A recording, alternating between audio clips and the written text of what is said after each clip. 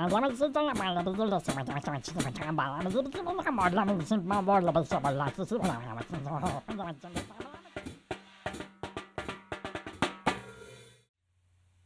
back to Communicology. Are you an imposter? Are you really who you say you are? Well, there's this thing out there called imposter syndrome, and let's find out if you're part of that. Before we start, please take a moment to like, share, and subscribe to my YouTube channel. I would greatly appreciate it. Let's jump into imposter syndrome. Now, maybe you've seen this term or heard it discussed a lot of times on social media. You'll hear all kinds of new terminology and things pop up. And imposter syndrome isn't exactly new. It's been around for a while, but it's new for us to discuss here on this channel. So let's talk about it a little bit so we can understand what imposter syndrome means. Now, this is not based in like some kind of like espionage, James Bond 007 type, spy type thing when we talk about being an imposter. This is something, it's more psychological and deals with people and their own perception of themselves. So let's dig in with a definition to get us started, shall we? So imposter syndrome is a psychological experience characterized by persistent feelings of self-doubt and the belief that one is not as competent as others perceive them to be. Individuals suffering from this phenomenon often feel like frauds, despite having evidence of their skills and accomplishments. So you'll see right from the beginning, it's a psychological experience. So inside the brain, it's inside the mind. It's not something that is getting projected onto you. It's something that's coming from within and moving outward. So something that each individual person can come up with on their own. It's not necessarily someone trying to make you feel like a fraud. It's you perceiving yourself as such. So psychologically, it's driven internally. And its experience, it's characterized by persistent feelings of self-doubt. So persistent, so it's not like this, the occasional like, how did I get here? That kind of thing. Because sometimes we all have that wonder, right? We get to something good is going our way and we're like, wow, I don't deserve this. This is such a weird thing for me. We have those occasionally, but the imposter syndrome is persistent. So you're just continually just being nagged by this feeling, of being a fraud. So there's feelings of self-doubt, again, not doubt that's being dumped on us from someone else. It's self-created, so self-doubt. And the belief that one is not as competent as others perceive them to be. So now we're really getting to the nub of it all, right? To the heart of this definition. I'm not as good as people think I am. That kind of feeling. Now, I'm not talking like a smidge, like, people think I'm pretty competent. I'm not, I'm okay. Like, sometimes when I tell people I play the drums, they're like, are you any good? Well, what am I supposed to say? Well, yes, I'm excellent. It's like, I'm not excellent. I'd be off playing in some rock concert somewhere. And, so I always respond, I hold my own. That's usually my go-to response, because when it comes to the whole, just, all the drummers in the world that play, I hold my own. I'm fairly good. I'm not excellent. I'm not really probably even great. I'm pretty good though. I'm confident with that ability. So, this idea, the belief that one is not as competent as others perceive them to be. So when someone says you're awesome, you're great, you're wonderful, you're whatever, and you're not, that's the idea that starts coming into mind. Now it's different. Again, it's different if someone gives you a compliment and says that you're awesome, you're great, you're wonderful. But in your brain, you have this self-doubt that everyone thinks I'm here. In reality, I'm here. Not everyone thinks I'm here, and in reality, I'm here. So that's the big disconnect that's happening with imposter syndrome. Individuals suffering from this phenomenon often feel like frauds, despite having evidence of skills and accomplishments. So what kind of skills and accomplishments do you have? Well, if you've got all of these things backing you up, and you still feel like a fraud, well, you can start seeing this concept of imposter syndrome coming into play. So again, you should, should take some time to reflect. Is this kind of a thing that I'm wrestling with? So some characteristics. First thing, of course, self-doubt. Again, it's not people doubting you and trying to prove the haters wrong. It's self-doubt. It's coming from inside. Individuals frequently question their abilities and achievements. So even if you have this list of achievements and all of these abilities, you question those. Like, did I even get those, by proper gain? So my ability to play drums, did I earn that, or is it just something that someone's bestowed upon me? My education, did I actually get those degrees, or did somebody just bestow those upon me? Am I faking my way through life totally, not just like a here and there, just like totally faking it? Also, the other thing is a fear of exposure. So this continual worry that somebody is going to reveal that, yeah, you're a fraud, you're not real, you're not good, you're not who you say you are, which is a weird thing to think about. Again, if you're confident and you understand who you are, if you have a good self-concept, you know what you are. This sounds like an odd thing, but people who have imposter syndrome are continually worried that it's going to come crashing down at any moment now. People are going to find out who I am, who I really am, not this facade that's going on in front of your eyes. I'm fake. Also, the attribution of success, that success is often attributed to luck or eternal factors rather than personal effort or talent. So again, every one of us has abilities to do things. We all have certain levels of education, and we work through life, using those things, those talents, those levels of education that we have, and we go through the motions and we do the things, we gain the experience, and we keep getting better and better and better, ideally, right? So someone suffering from imposter syndrome is thinking that my success that I've had, yeah, okay, so fine, I accept it. I have some success, but that is because of luck or something else happening. Someone else cleared the way and allowed me to do the thing. Now, are there people out there who, have luck happen to them seemingly more than others? Sure. I mean, even, when luck happens to you, we typically embrace it. Like, that was lucky, and we accept it. Like, you're getting ready to check out and there's a real long line of people and they open a register right down here and you get there first. That was lucky. At least that's how we prescribe it, right? And that's what we think. Now, imposter syndrome person thinks it's always luck, or it's always someone else making it happen, or some other external factor. It couldn't be me. It couldn't be that I was at the right place because I thought strategically how to do this or that. It couldn't be it was the right time because I planned and used my skills and abilities to figure out how to make it all work by the certain time. It's got to be some other external factor, luck or some other thing. Now, there's, of course, impacts of imposter syndrome. Imposter syndrome folks can have significant negative effects on mental health and professional performance. So that shouldn't be a surprise because, whenever you think of, again, it's a psychological thing. So, and if you're always thinking there's external stuff, not internal abilities, you're going to think, that you are not worth anything. So, of course, number one, increased anxiety. You might have experienced some kind of higher anxiety levels due to mostly because of your fear of inadequacy. I'm just not good enough. I'm going to get exposed. I'm going to show up in a situation I won't be able to handle because I don't know anything. I don't have any kind of talents or education. So you start really worrying that when I get into those situations, I'm going to be, obviously exposed, but exposed because I just won't be able to perform. So think how anxious that would make you feel. I mean, that would be a terrible place to be, just to constantly worry and have fear that you're going to just not be able to do it.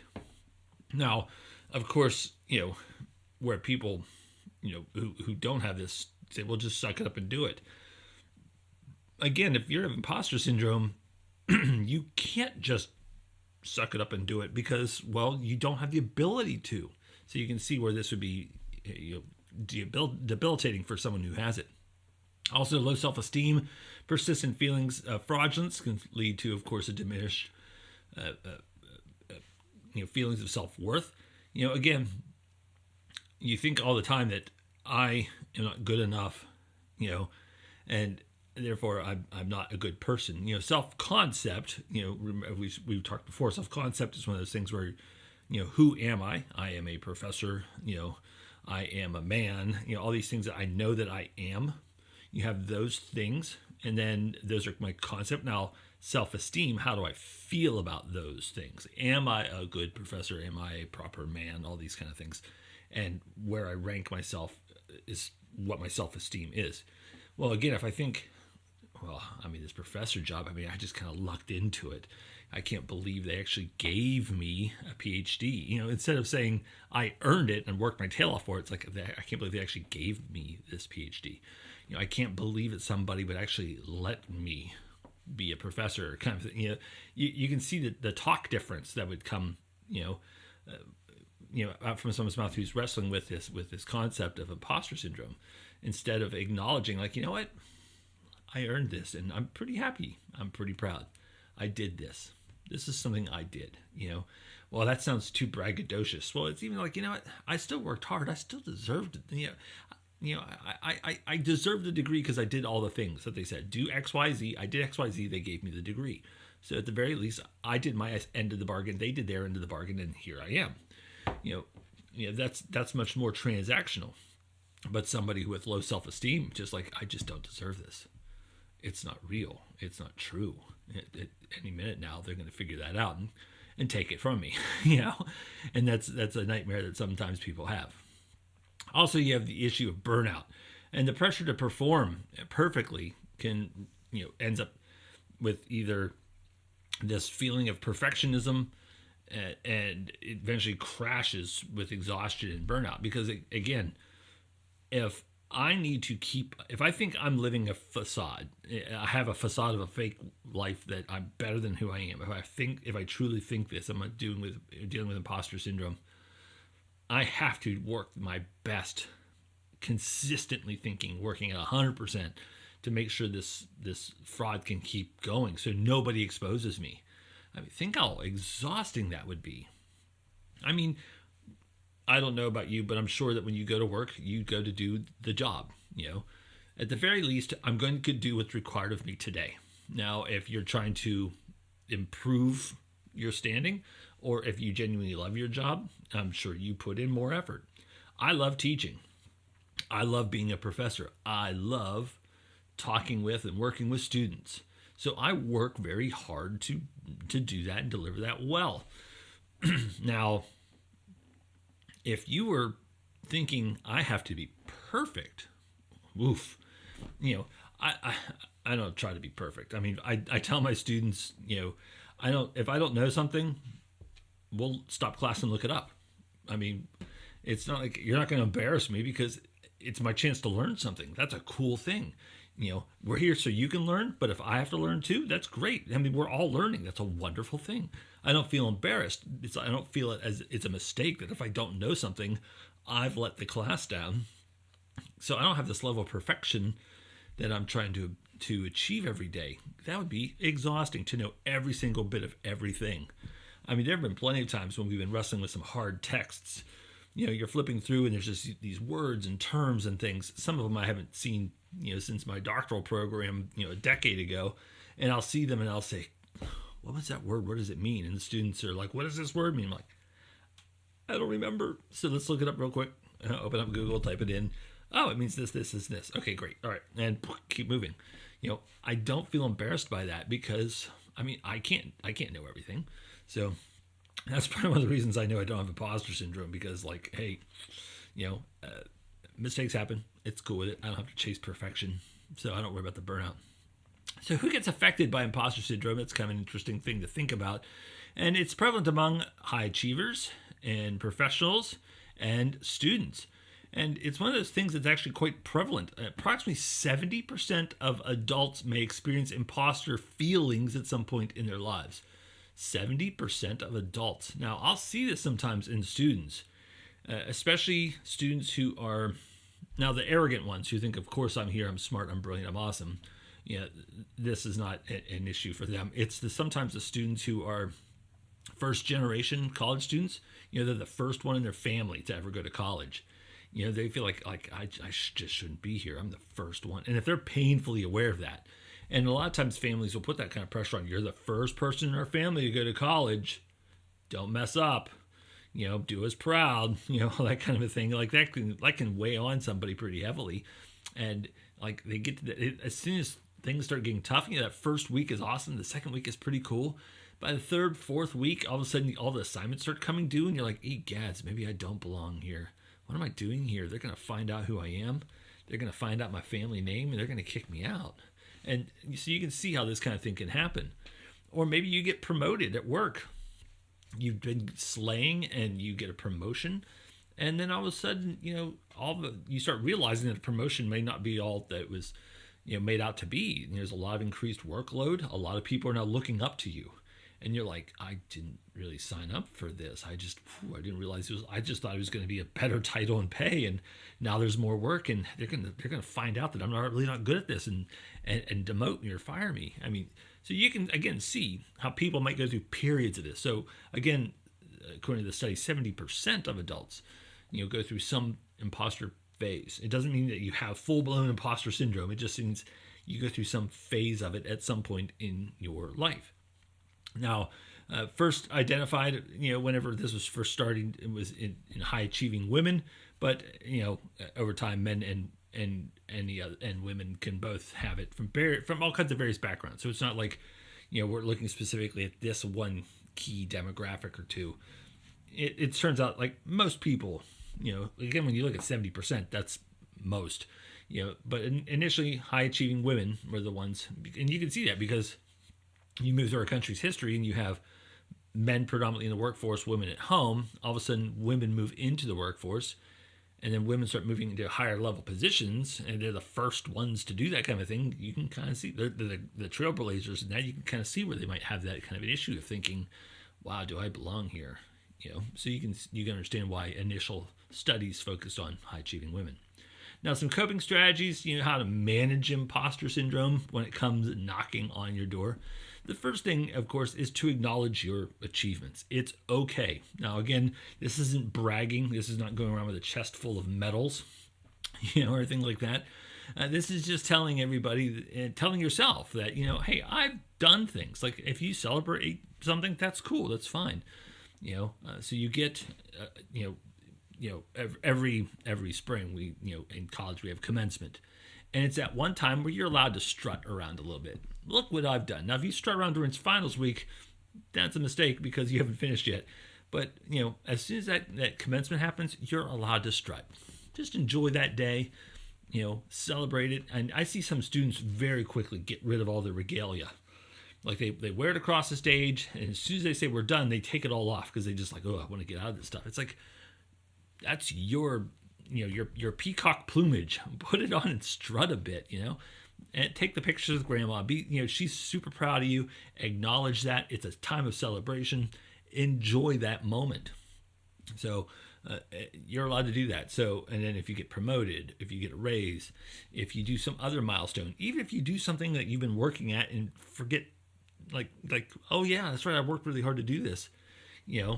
Like if I'm working on my car and there's a problem and I get it fixed and it's something I've never done before, like I don't celebrate changing the oil. That's not a big deal. But if I get into a car and it's got like a real big problem and I fix it, it's like, I did it, and I kind of take that little moment, even if I'm the only one in the driveway, do my little happy dance, but that's okay. Also seeking support, talking to mentors, talking to peers, again, this is one thing that helps. Now, this isn't like, hey, come and pat me on my back and tell me I'm okay. But this is like, really like just to make clear, I belong here. You think I belong here, right? And then challenge any kind of negative thoughts that come your way, because, that's one of the biggest problems that come our way. We have this negative thing that comes and kicks us in the tail, and that's not fun. We want to, we want to question any kind of times that a negative thought comes our way and say, wait, do I really deserve this? Let's take away this goofy emotional thing that's going on, our self-esteem, our feelings. Let's set that aside and let's look at the facts. Did I do this? Yes. Did I do this? Yes. Did I do this? Yes. Did I do this? Yes. There we go. So again, if you can get yourself into the logical framework, you can see why that comes along. And you can also see why, in earlier studies, they also focused a lot on women, having this, because women do live more in the sphere of feelings as opposed to the sphere of reason. So you can see why that would trip the imposter syndrome studies pretty quickly. Again, ratchet back those feelings and start focusing on self-concept. Who am I? Did I read these books? Yes. Did I take the tests? Yes.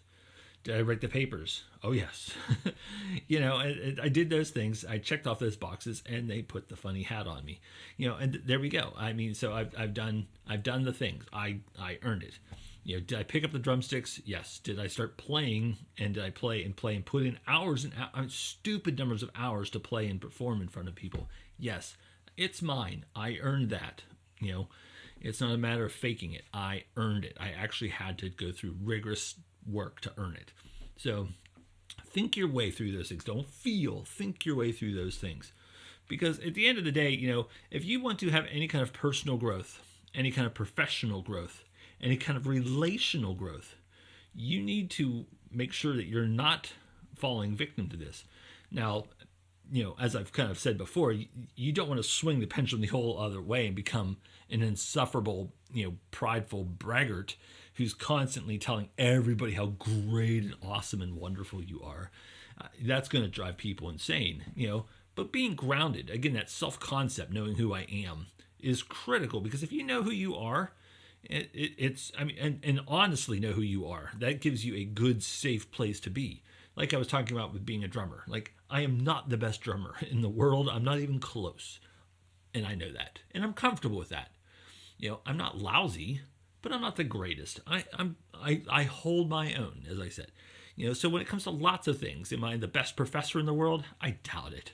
Am I the worst? No. But I hold my own. And that self-concept, that this is where we get to the true concept of like biblical humility, knowing truly who you are, your station in life, and who you are. That's a good place to be. And if you want to defeat imposter syndrome, if you are wrestling with imposter syndrome issues, that's a good place to be. Know who you really are from a logical, reasoned standpoint, not from some emotional, flights of fancy that get us in trouble. So that's what I have for you today. Thank you very much for tuning in. As always, please like, share, and subscribe. And if you didn't like what I said, thanks for hanging around this long anyway. But I'll see you next time on Communicology.